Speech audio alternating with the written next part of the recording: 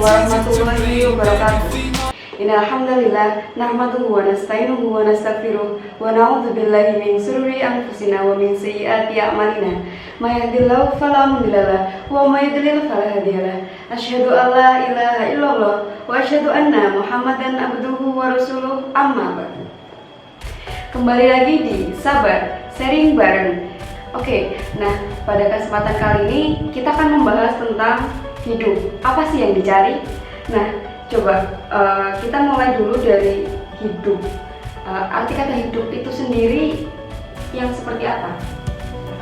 Jadi intinya dalam kehidupan itu adalah sebuah proses yang harus dijalani oleh kita, dan dalam proses itu pasti ada sesuatu yang menyenangkan dan sesuatu yang tidak menyenangkan. Sesuatu yang menyenangkan itu agar kita merasakan bahagia, sesuatu yang tidak menyenangkan itu agar kita bisa merasakan bahwa dalam kehidupan itu ada sesuatu yang harus kita evaluasi. Oke, karena hidup itu adalah proses, maka bagaimana sih orientasi hidup kita agar kita tidak salah langkah dan kita tidak menyesal pada akhirnya? Jadi kehidupan itu oleh Allah sudah ditentukan. Kita mulai dari dalam kandungan sampai lahir ini, kita sudah ditulis oleh Allah akan lahir dari rahim ini dan lahir di dunia berdasarkan ini. Maka dari itu kehidupan orientasinya bahwa hidup itu adalah ada dua pilihan. Yang pertama, pilihannya adalah kita yang merencanakan, tapi Tuhan yang menentukan atau Allah. Yang kedua, Allah yang merencanakan, kita yang menentukan. Jadi kata-kata ini saya ambil dari beberapa tokoh motivator seperti Ibu Santosa. Beliau ingin sukses dunia dan akhirat. Jadi maksudnya kita yang merencanakan, Tuhan yang menentukan. Sekarang adalah ketika kita menanam pohon jati, maka yang tumbuh adalah kayu jati yang akan kita gunakan sebagai akar. Seandainya kita menanam buah-buahan, maka akan tumbuh buah juga yang hasil tanamnya nanti akan kita makan dan menimbulkan badan kita sehat dan bugar. Dari sini kata-kata bahwa kita yang merencanakan, Tuhan yang menentukan, itu adalah hak paten dari Allah Subhanahu wa Ta'ala. Jadi kita berusaha agar kehidupan kita yang kita rencanakan itu kembalikanlah pada niat karena Allah. Jadi kalau semua yang diniatkan karena Allah, baik itu diridhoi Allah atau tidak, kan bisa juga apabila ada pengajian itu maka akan ada petunjuk, hidayah dan sebagainya. Mau nggak kita ngaji, mau nggak kita melakukan kebaikan-kebaikan, seandainya kita sudah ada perintah dari seseorang, misalnya kita sekolah, kita di rumah, kita di lingkungan, ada perintah-perintah kebaikan, tapi kita tidak melakukan, maka otomatis rencana yang Allah harapkan kepada hamba tersebut tidak akan tercapai. Karena apa? Manusia yang menentukan pilihannya, dia mau menuju kebaikan atau tidak. Seperti kita sampaikan dalam hadis dari Anas bin Malik radhiyallahu anhu, ia berkata, Rasulullah SAW bersabda, barang siapa yang menjadikan akhirat tujuannya atau niatnya, niscaya Allah akan menjadikan kekayaan di dalam hatinya. Jadi ketika Allah sudah memberikan tujuan kita itu Allah, maka Allah akan memberikan sebuah kebaikan-kebaikan yang diberikan kepada kita. Kebaikan itu berupa apa? Mungkin kita diberikan hidayah untuk selalu menerima kebaikan itu. Karena ada juga Mbak Bika hati itu yang tertutup.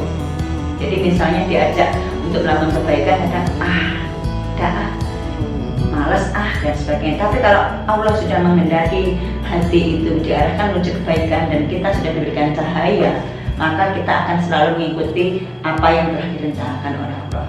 Mungkin itu yang tentang kehidupan, makna dari kita yang merencanakan, Allah yang menentukan, dan Allah yang merencanakan, kita yang menentukan dalam kehidupan sehari-hari. Oke, berarti hidup Allah paling tahu apa yang kita butuhkan daripada apa yang kita inginkan, seperti itu. Nah, kemudian dalam dinamika hidup pastinya banyak persoalan-persoalan yang sering kita hadapi bersama. Nah, ketika kita masih berorientasi bahwa hasil itu yang paling utama, nah itu biasanya akan menghalalkan segala cara, kemudian bagaimanapun harus berhasil kayak gitu. Ketika berhasil, kemudian sukses dan sebagainya, itu adalah tolak ukur parameter keberhasilan seseorang. Nah, bagaimana sih Islam itu memandang? Ya, indikator kesuksesan itu ada berbagai tipe. Jadi maksudnya orang itu sukses ada beberapa pemahaman atau tipe. Yang pertama, orang sukses itu ada yang berpandangan bahwa dia kaya raya. Itu bagi orang yang pola pikirnya keduniawian. Jadi semua keduniawian itu bisa dicapai, misalnya punya rumah bagus, mobil mewah, punya hotel, punya apa yang dikehendaki tentang keduniaan, itu namanya sukses dari versi keduniawian atau orang-orang yang memang menghamba pada dunia. Itu akan dia kejar dan mereka tidak akan pernah puas kalau dasarnya hanya keduniawian. Tapi ketika orang-orang tertentu yang sudah diilhami atau sudah punya pemikiran tentang keagamaan, maka yang dianggap sukses adalah orang yang apabila mendapatkan sesuatu itu bersyukur, yang pertama. Yang kedua, dengan yang ia dapatkan dia damai atau mendapatkan ketenangan. Itulah yang dimaksud dengan sukses yang versi atau orang-orang yang memiliki jiwa atau psikologi tentang keagamaan yang bagus. Misalnya gini Mbak Vita, ketika kita mendapatkan uang 100.000, bagi seorang yang bersyukur itu alhamdulillah, karena dengan 100.000 itu dengan niat yang baik akan dikembangkan menjadi banyak ratus ribu dengan cara-cara yang sesuai tuntunannya, misalnya jualan yang halal, jualan makanan, dia mau berusaha, dia mau jualan keliling dan sebagainya. Karena dia bersyukurnya, maka Allah akan melipat gandakan karena di pikirannya cuma niatnya dia jualan mencari ridho Allah dan mendapatkan berkah. Kita sering mendapatkan kisah-kisah, ada juga yang mendapat 100.000 itu disedekahkan misalnya, tapi dengan niat karena Allah, maka Allah akan mengganti yang lebih banyak. Cerita-cerita itu yang kita dapatkan dari beberapa tokoh, misalnya Muhammad Yusuf Mansur dan sebagainya, itu beliau menyatakan dengan sedekah itu hati akan tenang. Jadi orientasi keberhasilan itu ada dua macam. Yang pertama keduniawian, jadi berlimpahnya harta dan sebagainya. Yang kedua adalah dia bersyukur dengan yang ia miliki ataupun yang dia dapatkan, itulah dia merasa cukup. Itu kesuksesan menurut kejiwaan berdasarkan dia menyandarkan segala hidupnya pada Allah. Ada juga yang tipe ketiga, yaitu apabila dia itu merasa tenang apabila sukses dunia akhirat. Maksudnya begini, ketika dia itu memiliki uang yang banyak, dia bisa orientasinya lebih besar. Misalnya kalau dia cuma uangnya sedikit atau cuma 100.000 tadi, dia bisa menjadi santri. Tapi ketika orientasi dunia dan akhiratnya dapat, dia akan berusaha mendapatkan uang 100 juta bahkan miliaran untuk mendirikan pesantren. Makanya ada 3 tipe atau 3 pemikiran, bahwa ada yang ingin sukses dunia saja, yang pertama, yang kedua ada yang ingin sukses akhirat saja, tapi ada juga yang ketiga itu sukses dua-duanya. Jadi dia ingin kaya raya tapi ingin kekayaan yang dimiliki atau orientasi dia hidup itu kekayaan yang dia dapatkan, hasil yang ia kerjakan itu diserahkan sepenuhnya untuk agama Allah. Ini ada sebuah cerita dalam kehidupan bahwa ada tiga orang yang pemikirannya bagus tentang keagamaan, jiwanya bagus. Dia menanamkan modal, misalnya 3 orang itu 1 miliar, dia 3 miliar itu akan diinfakkan 10% satunya, yaitu untuk, jadi misalnya 3 orang itu bagi hasilnya 2,5% kalau sudah memiliki hasil. Tapi ada juga dari 3 orang itu menyampaikan bahwa yang 10% nanti untuk Allah, jadi dilibatkan Allah. Maka dengan cerita itu maka berdirilah pondok-pondok pesantren yang berbasis agama itu, karena orientasinya bahwa kebanyakan hasil usahanya itu diserahkan untuk Allah dengan jalan-jalan, dan itu tidak semua orang bisa berpikiran seperti itu. Dia adalah pohon jati tadi yang sudah disirami, disinari cahayanya, telah dipupuk, dirawat Dengan apa? Dengan pendidikan, dengan pengetahuan, siraman keimanan, maka jati yang berdiri kokoh itu memberikan kemanfaatan untuk sekitarnya. Jadi bisa digunakan sebagai kayu untuk atap, bisa jadi digunakan untuk meja, kursi, bisa juga digunakan untuk apabila dijual memiliki hasil yang tinggi, dia gunakan untuk membangun gedung-gedung pondok pesantren, pondok-pondok tahfidz, sekolah-sekolah Islam, sekolah-sekolah Al-Quran. Itu adalah orang-orang yang memiliki tipe yang ketiga itu, tentang kehidupan, bahwa tujuannya dunia dia berusaha tapi akhirat dia tidak. Oke, berarti agar kita tidak hanya sukses di dunia tapi juga akhirat. Jadi kedua-duanya kita tetap bisa mendapatkan hal itu, bahwa proses itu adalah lebih penting daripada orientasi hasil, karena hasil itu adalah bonus. Jadi yang saya sampaikan tadi mengutip dari Anas bin Malik radhiyallahu anhu, ia berkata Rasulullah SAW bersabda, barang siapa yang menjadikan akhirat tujuannya atau niatnya, niscaya Allah akan menjadikan kekayaannya di dalam hatinya. Dia akan mengumpulkan segala urusannya yang dicerai-berai dan dunia datang padanya dalam keadaan hina. Dan barang siapa yang menjadikan dunia tujuannya atau niatnya, niscaya Allah akan menjadikan kefakiran berada di depan matanya. Dan dia akan mencerai-beraikan segala urusan yang menyatu dan tidak datang padanya dari dunia kecuali sekedar yang telah dia takdirkan baginya. Jadi indikator kesuksesan seringkali ditandai dengan berlimpahnya harta dan tingginya jabatan. Untuk mendapatkannya, banyak orang bahkan menempuhnya dengan cara yang haram. Padahal menurut hadis di atas, jika kita meniatkan apapun yang kita lakukan untuk akhirat, maka tidak perlu mengharapkan apa. Yang kita inginkan di dunia datang pada kita, karena justru dunialah yang akan mendatangi kita. Jadi itulah makna kehidupan yang sesungguhnya. Jadi kalau bisa, kita bisa memanfaatkan sebaik mungkin hidup di dunia ini, memberikan kemanfaatan. Jadi memanfaatkan dunia dan akhirat untuk lingkungan, untuk diri sendiri, untuk keluarga, untuk masyarakat sekitar. Itulah jiwa-jiwa yang memiliki kehidupan yang seharusnya sesuai dengan tuntunan Al-Quran dan hadis. Nah, kemudian yang menarik adalah tadi kita berdiskusi tentang menjemput hidayah. Kebanyakan orang-orang bilang bahwa ya saya berproses bersama waktu.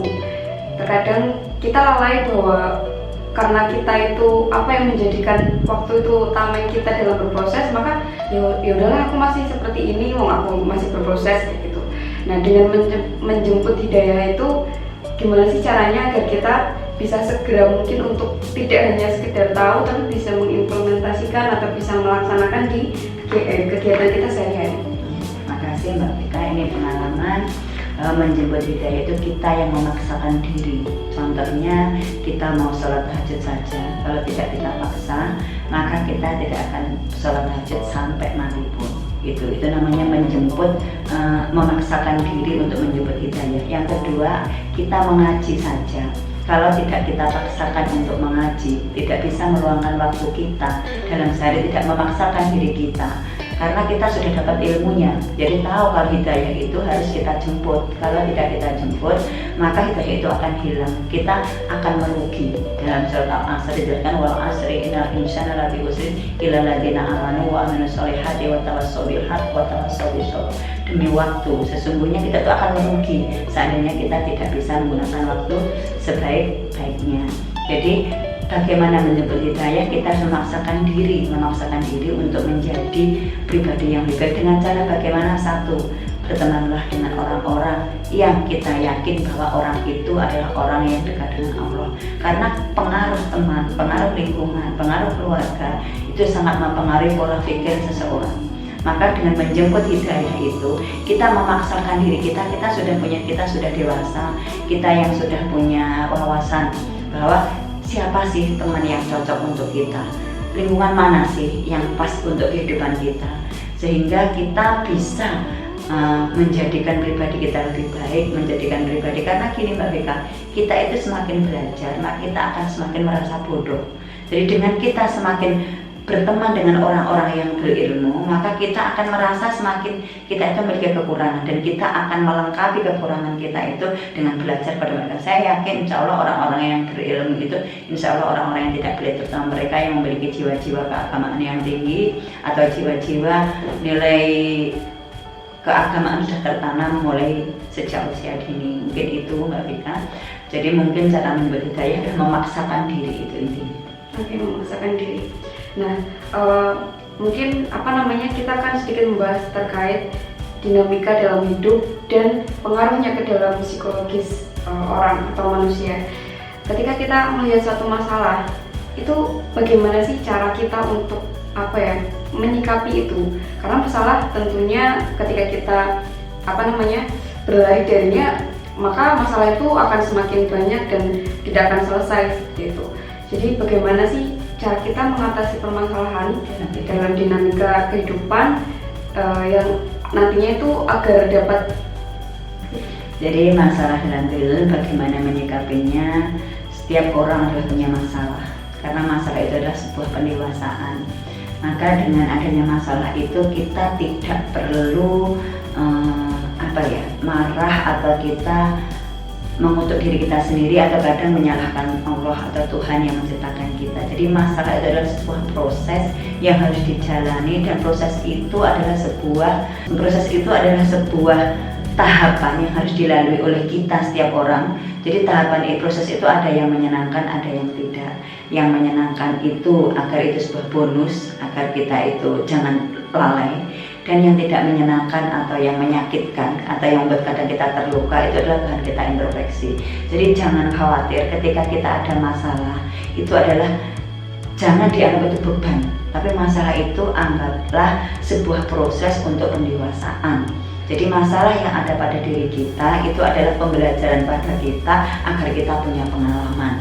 Karena kalau tidak ada masalah, contohnya seperti kita yang sudah, misalnya kita jadi mahasiswa atau kita menjadi seorang ibu, ya sudah di rumah masak sudah selesai, dah itu kita terlalu di zona nyaman, maka kita tidak akan berkembang sama sekali, maka tidak akan pernah ada masalah misalnya. Tapi ketika kita seorang ibu terjun di masyarakat, misalnya di organisasi lingkungan, misalnya di rumah, kalau yang mahasiswa di BEM atau ada kegiatan fakultas atau apapun kegiatan mahasiswa, kalau di seorang ibu rumah tangga mungkin di RT atau PKK atau mungkin di organisasinya Muslimat atau Aisyah dan sebagainya, maka akan timbul masalah.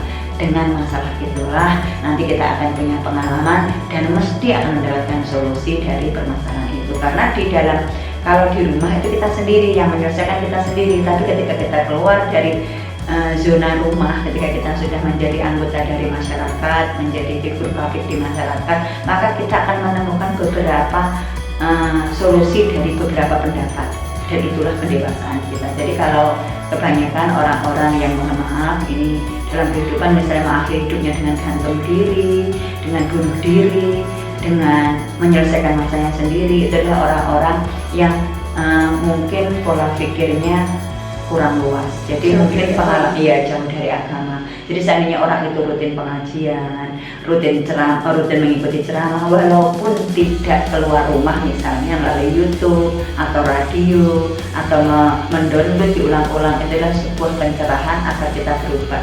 Karena tanpa adanya kita mendengarkan sesuatu kebaikan, maka otak kanan, otak kiri itu kurang seimbang. Rasulullah SAW pun dulu ketika mendapatkan wahyu Al-Quran itu Nabi Muhammad belum bisa baca. Jadi saya itu cuma mendengarkan. Jadi dari mendengar itu bisa merubah hati, bisa merubah perilaku, dan bisa menggetarkan jiwa. Jadi dengan mendengar itu juga Allah akan memberikan hidayah dan petunjuknya. Mungkin itu Mbak Rita. Oke, lalu pesan pada kesempatan kali ini apa yang ingin disampaikan? Iya. Jadi pesan yang ingin saya sampaikan bahwa orientasi hidup ini adalah memberikan kemanfaatan. Jadi kemanfaatan dunia dan kemanfaatan dunia untuk menuju akhirat. Jadi marilah kita berlomba-lomba dalam kehidupan ini mencari beribu kebaikan agar kita di akhirat juga mendapatkan kebahagiaan. Ya. Lalu di akhir closing statement Jadi hidup apa sih yang dicari? Ya, yang dicari kebahagiaan dunia dan akhirat. Ya, baiklah demikian tadi diskusi kita pada kesempatan kali ini terkait hidup apa sih yang dicari. Semoga kita termasuk orang-orang yang beruntung dan kita bisa terus berpatroli khairat, berlomba-lomba dalam kebaikan dan selalu menebar manfaat. Sekian dari kami. Ada kurang lebihnya mohon maaf. Salam abadi perjuangan. Billahi fisabilillah. Fastabiqul khairat. Wassalamualaikum warahmatullahi wabarakatuh.